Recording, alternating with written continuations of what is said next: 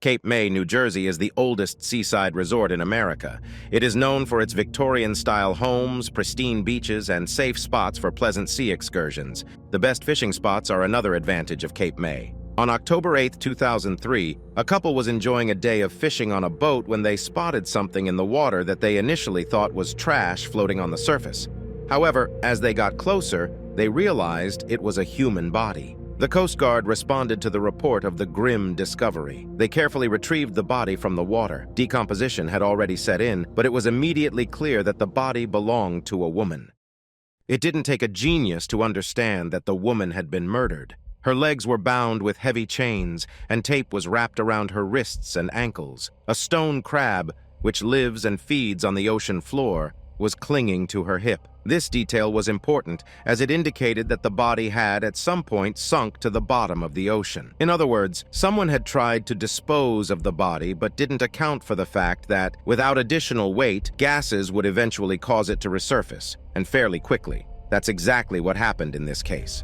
The victim had been in the water for just over a week. The woman was clothed but had no identification on her, so the New Jersey police who arrived at the scene couldn't immediately determine her identity. Another simple and obvious way to identify the victim is by checking fingerprints against national databases. Of course, after spending an extended period in cool water, the skin on her fingers had wrinkled. However, by injecting a saline solution under the skin, the forensic expert was able to restore the fingerprints to a usable state. The victim was identified as 16-year-old Kimberly Holton, a runaway from a foster family in Dover, Delaware.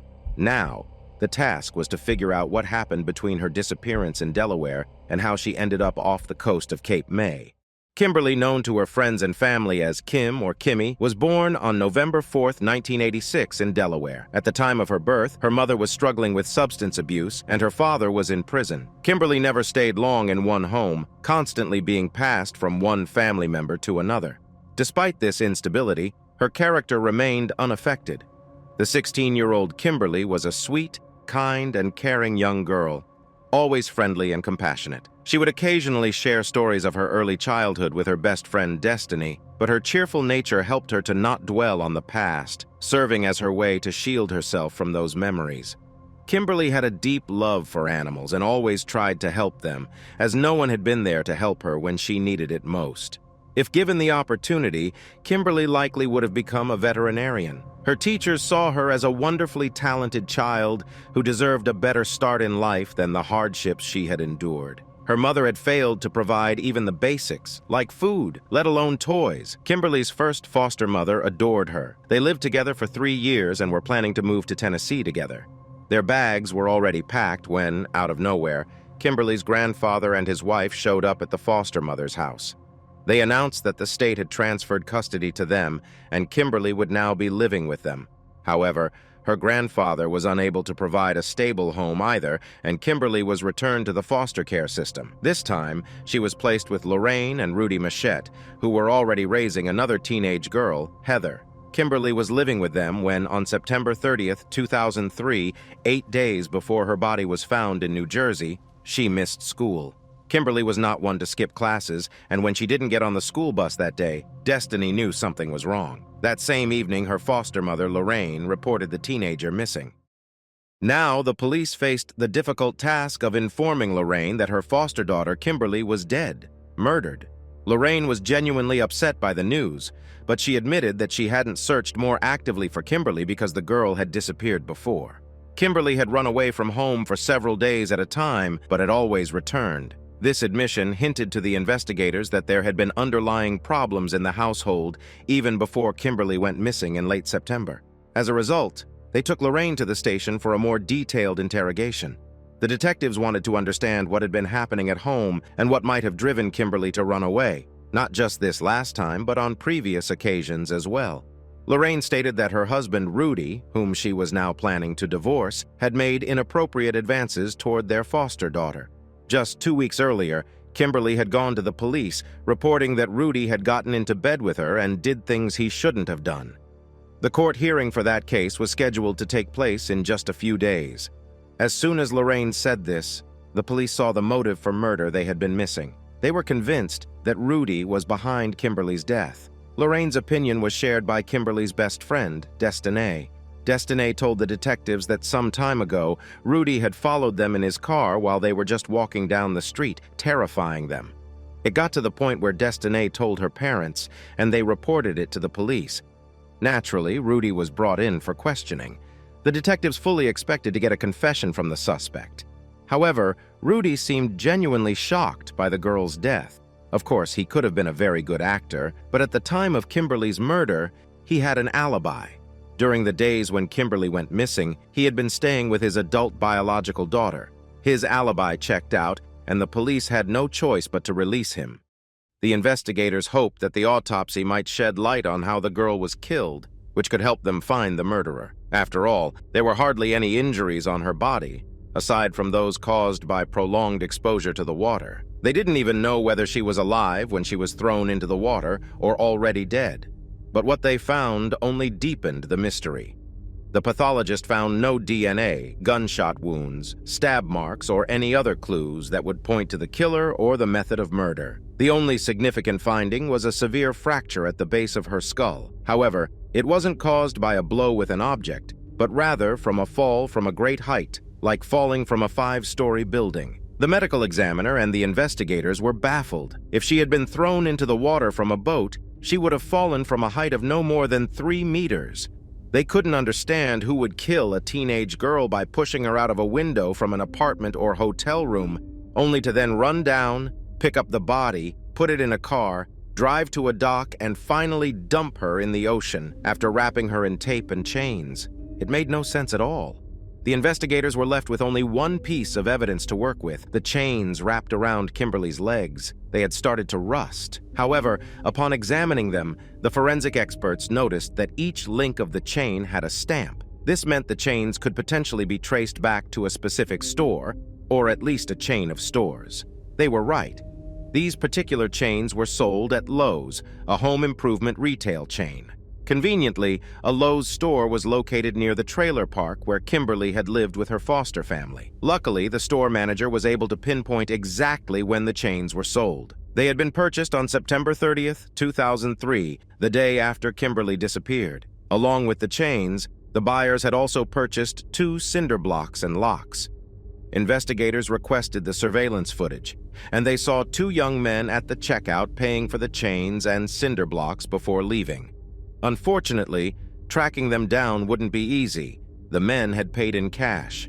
The video footage was also somewhat blurry, with the camera positioned high up near the ceiling. However, the men weren't hiding their behavior. They were chatting casually, walking back and forth through the store, and their gestures and mannerisms were distinct enough to identify them later. So the detectives shared the video with the press. This proved to be a major breakthrough in the case, as the police station was flooded with calls. The callers mentioned various names, but one came up more often than others: Robert Brothers.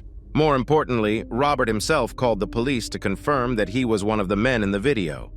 They asked him to come down to the station, where the young man appeared visibly nervous and eager to explain that he had nothing to do with the crime. Robert told the detectives that he had been at the store with his friend, Jacob Jones, who had recently decided to get into fitness and planned to use the chains and cinder blocks as workout equipment. The detectives, however, still found this explanation to be too much of a coincidence. So they asked Robert if there was any connection between Jacob and Kimberly. Robert then mentioned just one name: Heather. Robert didn't personally know either of the girls, but he knew that Heather was Lorraine's daughter, meaning she was Kimberly's foster sister. Heather and Jacob had been dating since high school. The detectives let Robert go, convinced that he was telling the truth and had no further information. However, their attention quickly shifted to what Heather might have to say about all this. Heather openly admitted that, as teenage girls living together in a trailer, she and Kimberly often fought over small things, like borrowing clothes without asking and other typical sibling squabbles. Kimberly and Jacob didn't get along either, as Kimberly liked to tease him. But when Kimberly disappeared and hadn't returned for a couple of days, Heather started to genuinely worry about her sister. She wanted to talk about her concerns with Jacob, but he simply refused to discuss the matter. Heather also recognized her boyfriend in the store video and texted him asking, "You didn't do this, did you?" He never replied. However, Heather was confident that Jacob wasn't capable of murder. He wasn't that kind of person. And indeed, Jacob Jones didn't fit the profile of a typical suspect. The 20-year-old had never been in trouble with the law. In fact, he was a university student and one of the top students in his class. Additionally, he was a member of the university's Aero Club and was an experienced pilot and instructor. He was held in such high regard by the club that he had the privilege to borrow a plane at any time. During Jacob's interrogation, it was evident that the young man was frightened. He insisted that he had bought the chains and cinder blocks for workout purposes. However, he was unable to explain where the cinder blocks were currently located. When he realized he couldn't answer several questions, he requested the presence of a lawyer. The detectives were concerned that Jacob might destroy any remaining evidence if there was any, but they had no choice but to release him. Meanwhile, they continued to gather evidence against him and discovered that the last time Jacob had flown the plane was on September 30th at approximately 11:45 p.m. He returned just 2 hours later. This couldn't be a coincidence. The detectives were now convinced that Jacob had loaded the body into the plane and dropped it over the ocean. This explained the post-mortem head injury Kimberly had sustained. However, Jacob was not a very large person. He wouldn't have been able to load the heavy cinder blocks, chains, and the dead body into the plane on his own. Jacob must have had an accomplice. The evidence against Jacob was sufficient for his arrest. On October 23rd, detectives were preparing to go to his home to arrest him and bring him in. However, they received a call from Jacob's father, who reported that his son had passed away. It seemed that after the interrogation, Jacob realized that the police were closing in on the truth and that he would be arrested. Unable to bear the thought of spending the rest of his life in prison or facing execution, he had taken a weapon, gone to his room, and pulled the trigger. Before doing so, he confessed to his parents that he had murdered Kimberly Holton. When the detectives arrived, the scene at the family home was surreal. Jacob's parents could not believe that their son, who had confessed to killing the girl, was now dead himself. Jacob had given his father a very vague explanation for why he had killed Kimberly. He simply said that she had caused problems in the family and conflicts with Heather. Therefore, he decided to take matters into his own hands and fix the situation. He went to the store, bought the chains and cinder blocks with the intention of killing Kimberly. Finally, Jacob confessed to his parents, who had been with him that night. And no, it wasn't Robert Brothers who had bought the chains with Jacob. His accomplice was named Michael Kaiser. Investigators had never heard of him before. Michael was 23 years old and worked as a security guard at a local racetrack. Michael and Jacob worked for the same security company and were more like colleagues and acquaintances than close friends. The detectives wanted to speak with Michael, but were sure he would immediately start denying everything. So they devised a plan to make Michael nervous. At their request, Jacob's father called Michael on his cell phone while he was on his way to work. He told Michael that Jacob had left a note confessing to the murder and naming his accomplice, Michael. The man added that he was heading to the police station to speak with the authorities. Meanwhile, the detectives followed Michael in their car, expecting anything, that he might do something foolish or attempt to flee. But suddenly he drove straight to the police station. The young man was in a highly emotional state, but confidently stated that he wanted to speak with the detectives investigating Kimberly Holton's case. Initially, during the interrogation, he tried to insist that he knew nothing about the crime, but eventually confessed to everything. Michael explained that, at Jacob's request, on September 29th, he had picked up Kimberly. They bought drinks from a store together and then went to a motel under the pretense of discussing conflicts between Heather and Kimberly. According to Michael, while they were driving, Kimberly revealed that she and Jacob were actually in a relationship, loved each other, and Jacob had promised to help her find a new place to live. At the motel, Jacob joined them. Again, according to Michael, they talked, joked, and everything seemed fine. Kimberly had intimate relations with Jacob and then with Michael while Jacob watched. Afterward, Kimberly went to the bathroom. Michael thought the evening was going well until Jacob suddenly declared he wanted to kill Kimberly, and Michael would help him do it and dispose of the body. Michael did not want to participate but yielded because Jacob threatened to kill him too. When Kimberly came out of the bathroom, Jacob grabbed her, ordered Michael to hold her legs, and wrapped a phone cord around her neck while placing a pillow on her head and strangled her. Kimberly desperately fought back but soon went silent and stopped moving. Jacob checked her pulse. She was dead. It was just after 2 in the morning when the killers moved the body to the trunk. Kimberly spent almost the entire day in the trunk of the car. The next night, the men drove to the airport where they transferred the girl to the plane along with the chains and cinder blocks.